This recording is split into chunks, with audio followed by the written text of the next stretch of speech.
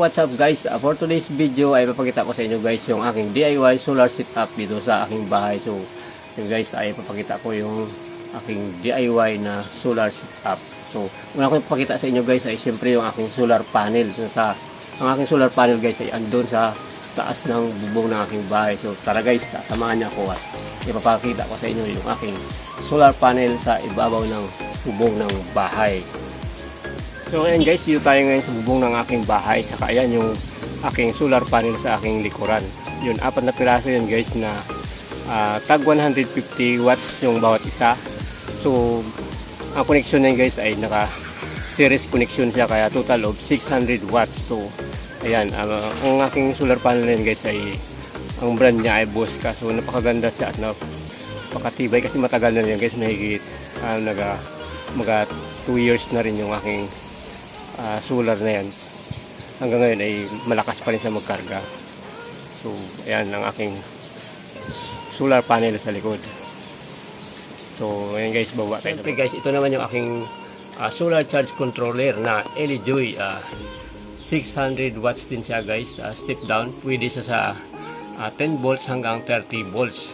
Ayan, napakaganda niyan guys dahil meron siyang sariling cooling fan. Kapag mainit na itong charge controller ay pinapalamig niya yung kanyang sarili dahil meron siyang cooling fan. Pero hanggang sa ngayon hindi pa naman siya umiikot. Ibig sabihin hindi pa naman talaga siya mainit. So, ayan.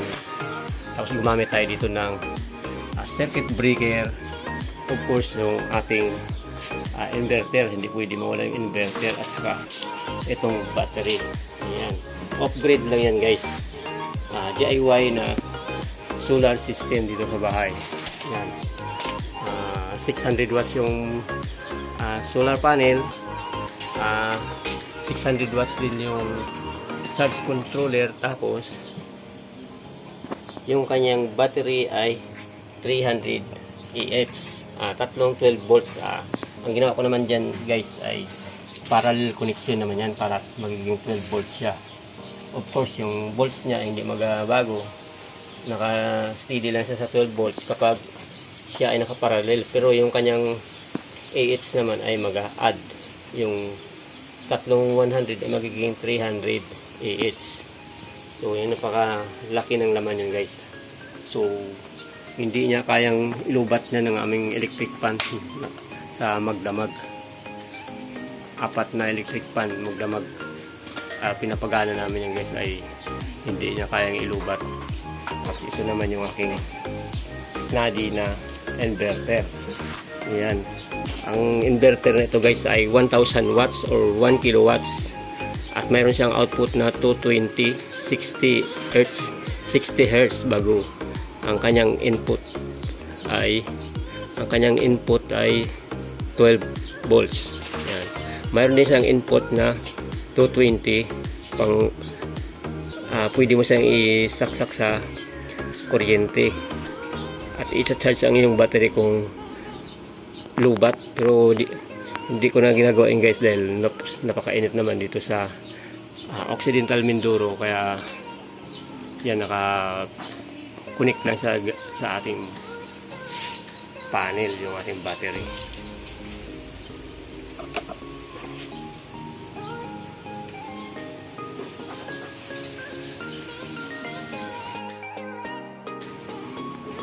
Yung connection niyan guys ay ito siya. Ito yung linya from solar panel. Galing yan sa bubong doon. Inilusot ko lang dyan sa may gitna na yan. Tapos punta dito. Ayan, tapos dinaan ko siya sa circuit breaker. Nilagyan ko siya ng circuit breaker. Punta doon sa charge controller. Yan, negative, positive. Tapos charge controller going to circuit breaker. Ito naman yung pupunta sa battery. Tapos yung linya naman ng inverter ay ito, yung clamp lang sa dyan. Meron siyang battery clamp. Ayan yung positive line, yung red. Yung negative naman ay yung black. Ayan. Aking DIY solar setup dito sa bahay.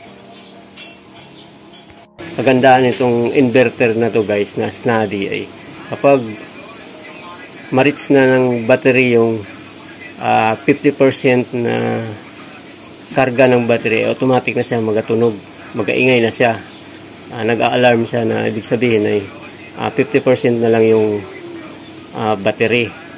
Kasi yung gamit nating battery guys na itong battery ay gel type siya. So ang gel type kasi guys ay merong DOD na 50% na karga ng battery. So ito tawag na depth of discharge na karga ng battery. So mag 50% na yung karga ng battery ay automatic nang mag-aingay itong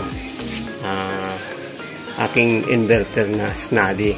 Yan ang kagandahan yan guys. Tapos ito namang LG na to guys ay meron naman siyang setting na kapag iset mo siya, kunyari ang setting mo ay 13 volts, pag ma-reach na yung 13 volts na karga ng iyong battery ay automatic na siyang mag-stop ng magkarga. So may protection yung battery para hindi ma-overcharging. Kaya di mo na kailangan na maglagay pa ng high voltage disconnection. Iba kasi napanood ko na nag-set up ng DIY solar system ay gumagamit sila ng high voltage disconnection. Dito nakakatipid ka na kasi hindi mo na kailangan maglagay ng